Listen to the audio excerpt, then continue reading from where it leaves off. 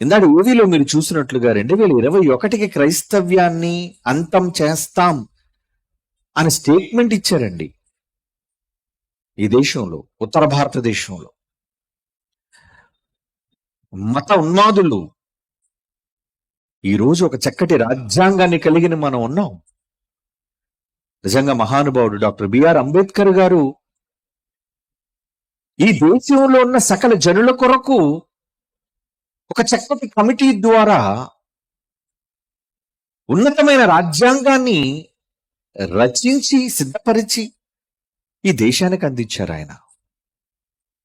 మరి ఆ రాజ్యాంగం చెబుతున్నది ఏంటి? నీవు నమ్మిన ధర్మాన్ని ఈ దేశంలో నలు చెరుగులకు ప్రకటించవచ్చు అని